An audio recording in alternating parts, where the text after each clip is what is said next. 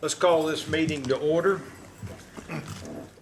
Seeing no one here from the general public, we will go on ahead and we will dispense with item number 2. We'll move on to item number 3, which is the approval of the minutes from a prior meeting.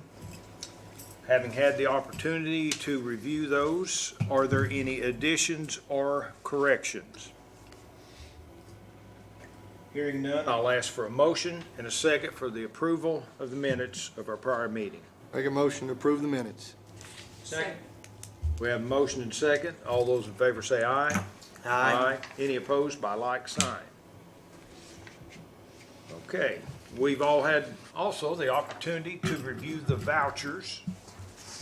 And for both electric and water, at this time, I will ask if there are any additions, corrections, or questions in regard to the vouchers.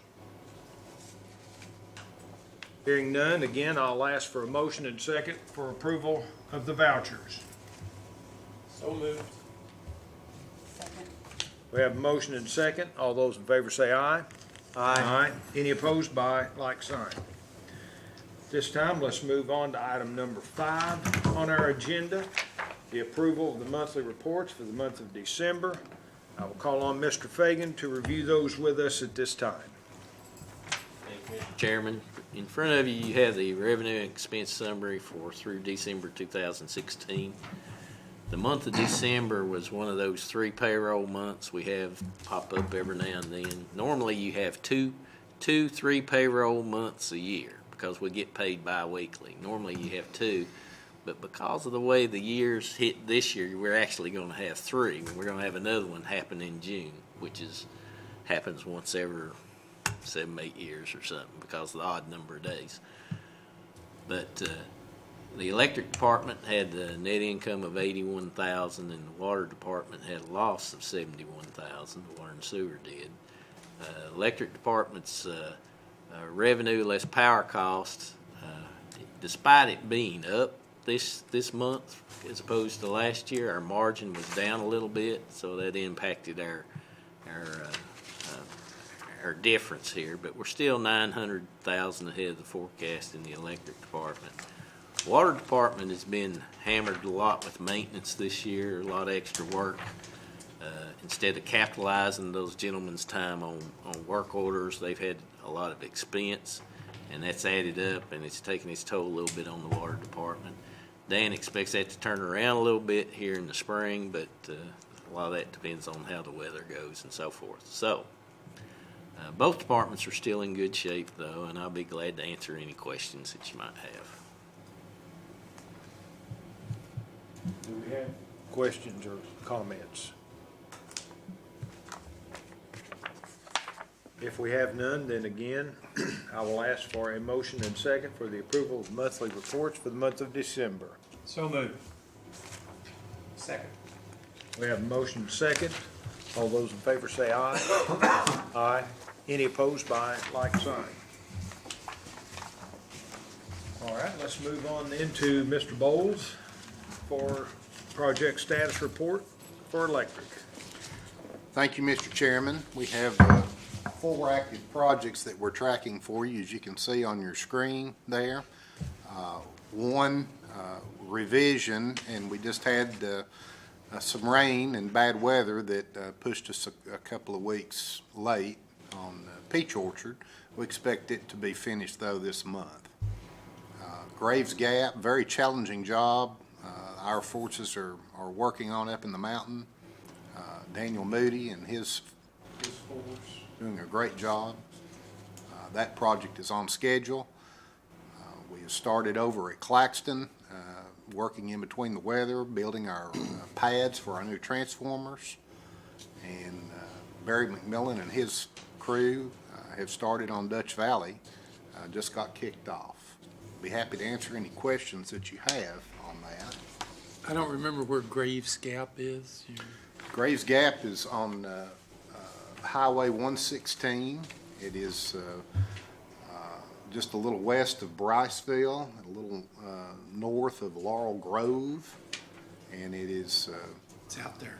it's out there. Yes, it sure is. Pretty remote.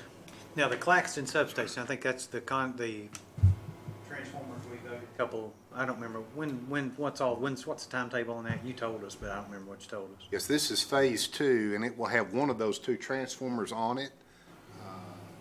Its Spring, delivery summer, fall. is in the May-June timeframe.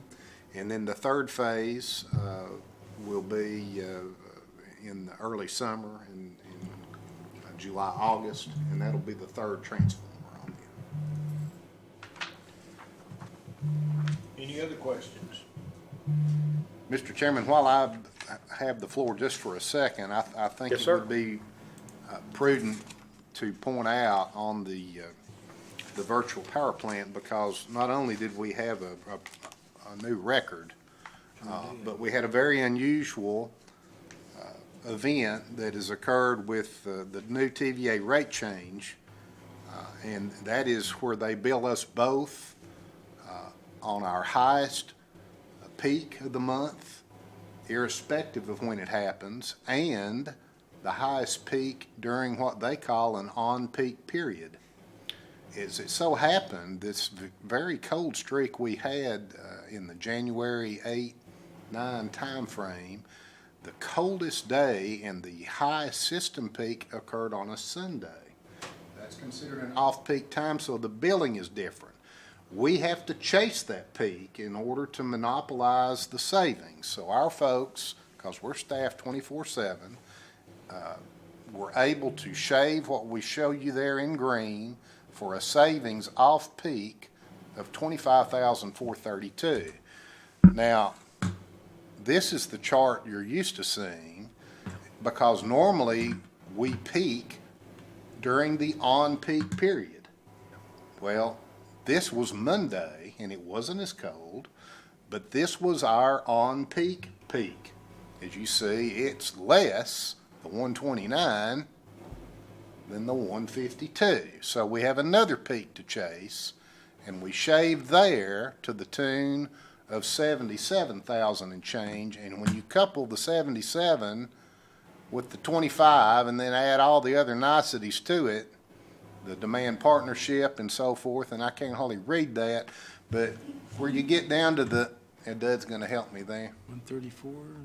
He's gonna blow it up there. That gets us to the 136, 821, which is a record by a long shot.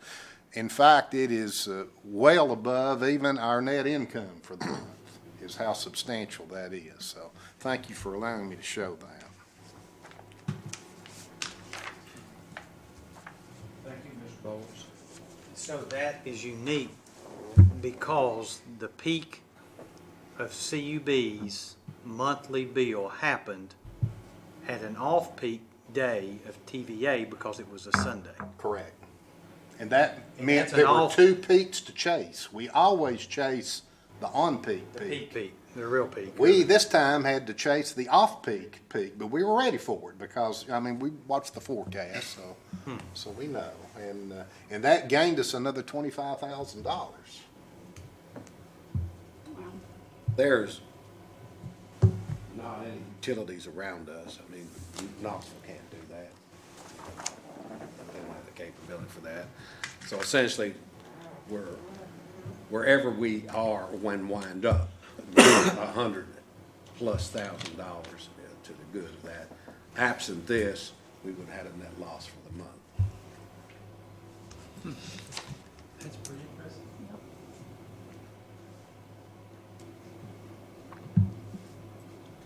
Our next item is, pardon me? Can they do it with your electric bill? Probably not any more than they can with mine. It'd be nice if I could, but the nice thing is that, yes, we did all benefit from that, didn't we? We did all benefit from that. I guess you could sit and say, take that 821, divide it by the number of ratepayers and say that's how much we benefited each individual ratepayer for the month. So that's a good thing. Okay, we can see the closing report, the completed projects. Are there any questions or comments in regards to that, board members? No, I've already had my one. We're not limited on numbers, folks, now, it's, okay.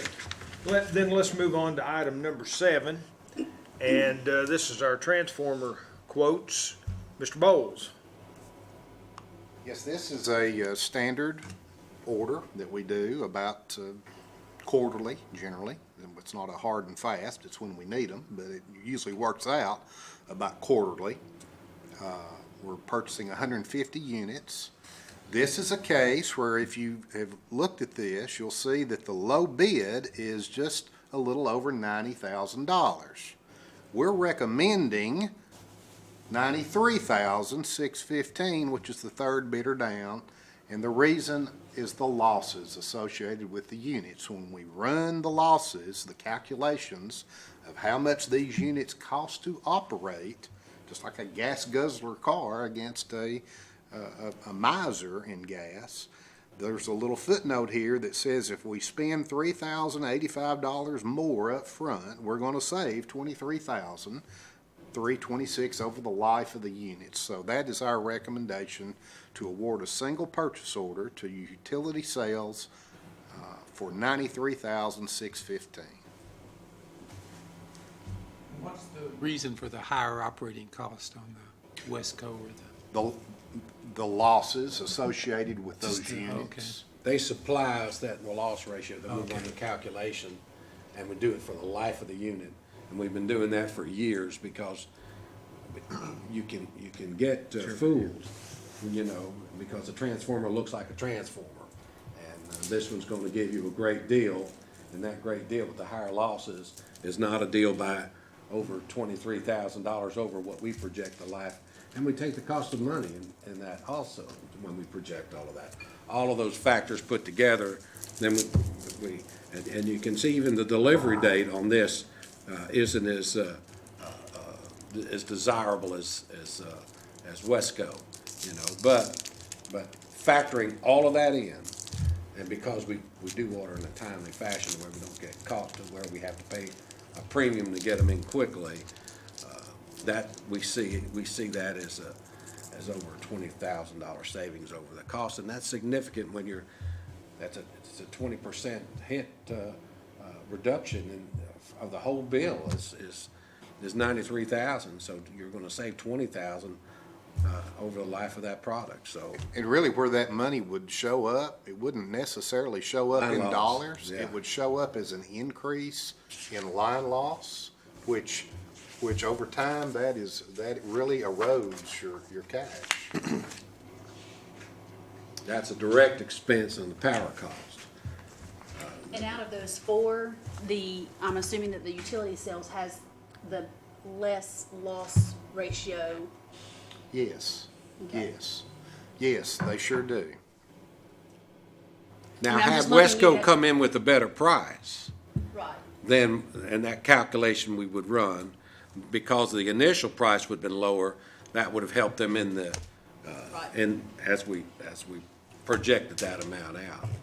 But even with the Irby company, I'm assuming that utility sales, the loss ratio is better with utility sales than with, because, I mean, to spend another $4,000 up front, would we get a better savings long-term? That's a great question, and the answer is no, because we run all of those. Okay. So the initial cost is just one component of the factors that we put in to do that evaluation. Recommendations. So Okay. had Irby been lower, and their losses were not as dramatic, then they would have been successful. Or at that initial upfront cost, had their losses been significantly lower, they would have overcome, you know, what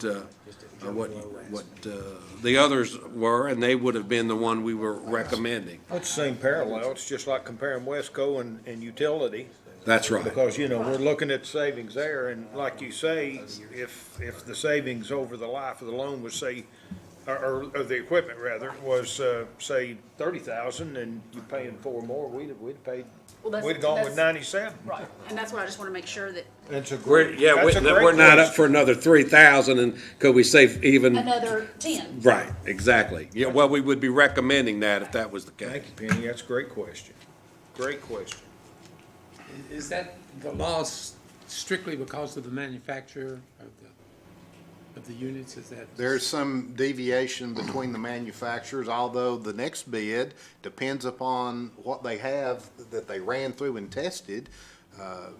For instance, Mr. Howard here in manufacturing may end up with lower loss units than Cooper did. It just depends on what they ran through their factory and how they tested out, but it's all associated with. It's different each time you do it. It is different every time, The yes. windings and everything else make a difference in the transformer themselves. And what they have to do is they have to provide that test for losses, so we have that Specs. number, you know, and then that, you know, we go through that process. But look at it like a light bulb, you know, although it's simplified, you know, you can buy a standard bulb now and get one pretty cheap, or you can buy an LED, you know, and say, well, is Pay it more worth? upfront. That's what you have to measure, that's right. Those are some great questions. Anybody have any additional? Well, I make a motion to approve. thank you. Second.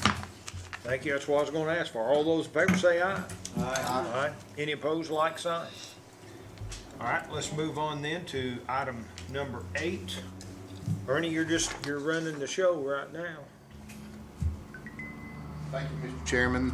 This line is in your capital outlay budget. We budgeted $340,000.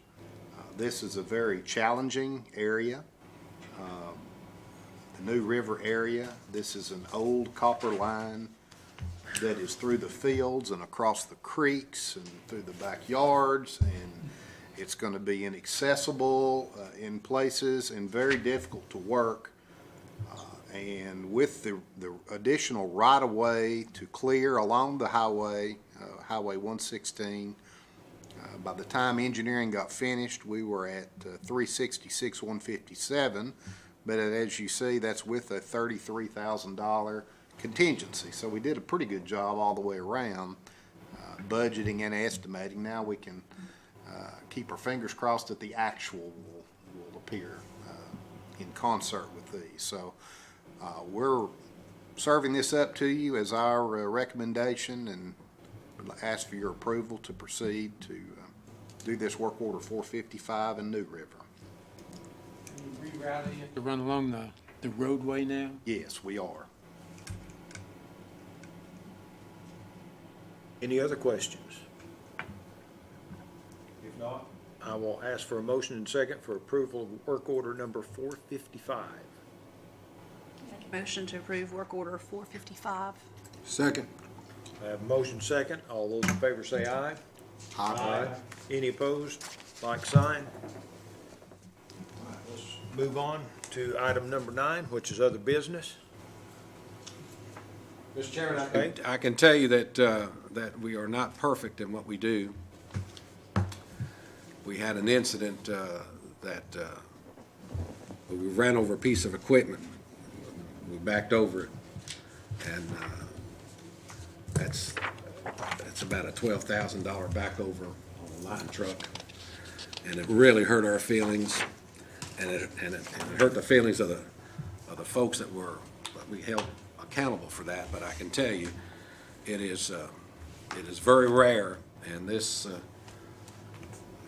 incident was done by tremendously fine employees. And once in every blue moon, you get to make what I call a blue moon mistake.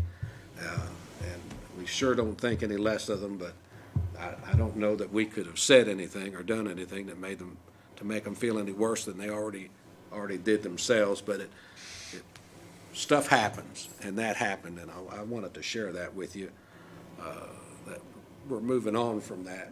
And we hope we put in place things that will minimize the chances of that to happen. But that was just a mess up. That was a mess up by good people. And that's all I have.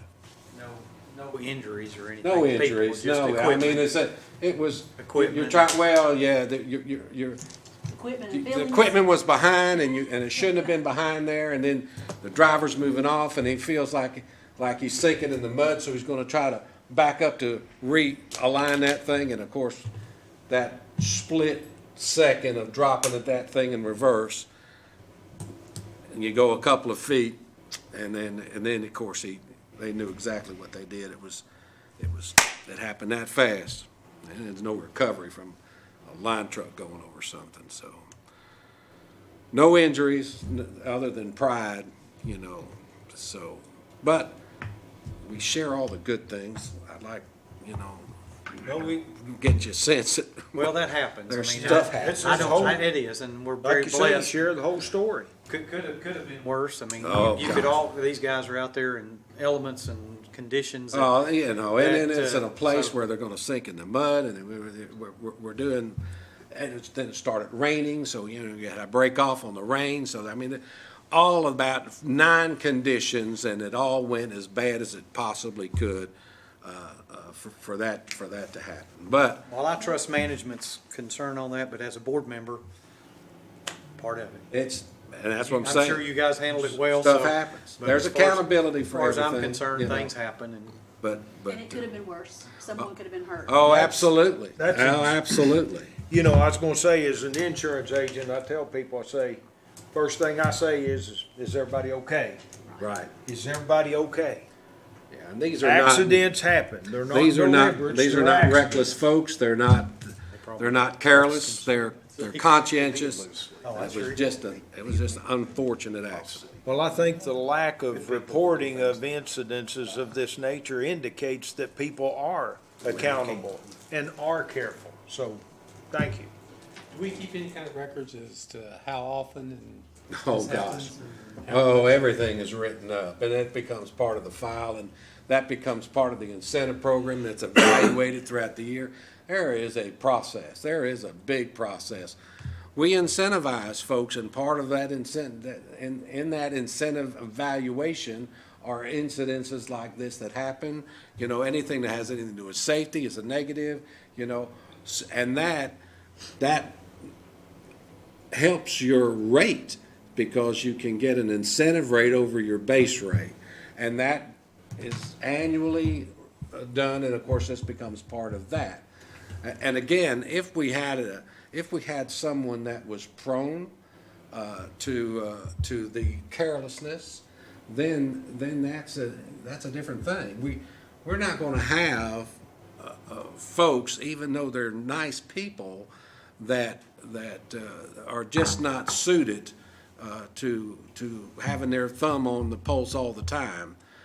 But in the reality of life, you're going to find yourself in that split second. You made a poor choice, and again, it's not like there was a danger of anybody getting injured. It was a piece of equipment that shouldn't even have been left on the ground. So I mean, that's what I'm saying. It was a cascading effect, and these guys are top rate, top flight, and I'm telling you, our opinion of them hasn't diminished, not 1 degree, not 1 degree. It's just that It's still on record. it's on record. It's still on That's record, right. though. It's on record. We need another blue moon before anything like that happens again with those that were involved in this, and it's been a blue moon before this. But again, it's just, I like to keep you up to speed, Thank you. so there's no, it's not good all the time. Mr. Bay says that concludes his comments. I'll start down on them. Mr. McBride, good. CP. Good. Mr.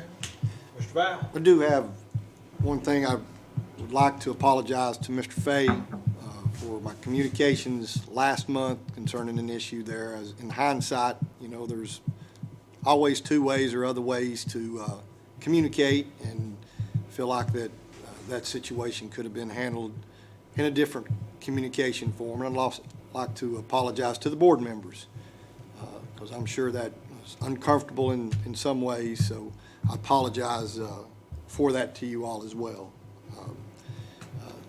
Secondly, I would like to speak to being part of this board. I've been on about 3-4 years now, I think, and it has been a great opportunity for me to learn about this board and see how fiscally responsible that this organization or company, to the magnitude of it, is so fiscally sound when you take the size and compare it to other industries of its size. Your assets and the P&L, it's all just so fiscally well ran. The virtual power plant, just another opportunity to prove that. And then also, I want to commend Dudley on his, I don't remember the name of it, but where, you don't have to go out into the field and cut the power, but people can come in and bring and pay. That is such an opportunity for our customers. And so one thing that I've challenged myself with was to try to represent the customers, and with a lot percentage of those being below the poverty level, felt like, that I would, and I have voted against rate increases. From my heart, I felt like, we could look to help in a lot of ways. So that's one thing that I've done. And then the other part, is to try to be a voice for employees. A lot of my training that I've taken, the new concept. I have grown up as a baby boomer, and that is an autocratic type leadership of direct needs. This is what we need, now go do. And I'm learning now that is can be challenging for new generations, that it's interpreted different. And the new big thing now is from the floor to the board, to allow employees to have a voice. And I've tried to do that and we've had some challenges over the last 3-4 years with me trying to do that. And I thank you all for tolerating that, because, and then the other thing I've also learned as a baby boomer, I don't like making mistakes. I grew up that's unacceptable.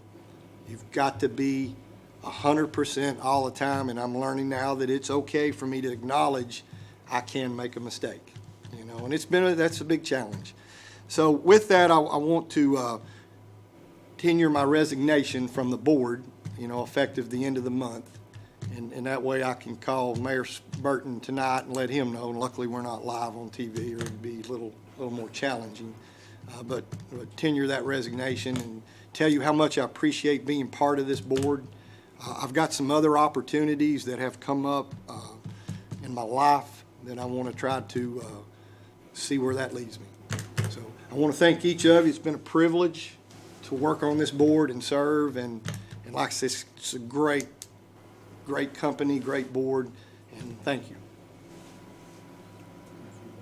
Can we get a vote on that, Scott? I mean, is that, I mean, after all those nice things, I want to stay on, it's just, I mean, I hate that.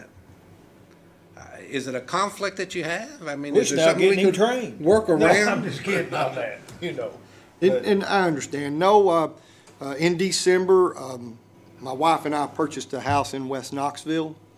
And so we are in the process of, it's an older house, and I've actually spent weeks gutting it. I bet you have. Fixer-upper. It's definitely a fixer-upper. Right now, it's in a state of, wow, you're really going to live in this. So I like that. That's so a that good is an description opportunity, sometimes. and I've been praying a lot about it. I'll just tell you, a lot of prayers have gone up, and things are falling into place, I think, for the right reasons. So, and I want to leave it as positive as I know how to share it, and so it's all positive. Good. Well, thank you so much. This board does take a while to kind of get the feel for things too. And I know that I feel like your grasp and your understanding has just been getting stronger and stronger and stronger. So I, like Greg, I would be remiss if I didn't say, Scott, you will be missed. I assure you of that. And I appreciate your input and your sincerity, and wish you the best. Thank you. I have no other comments, so we are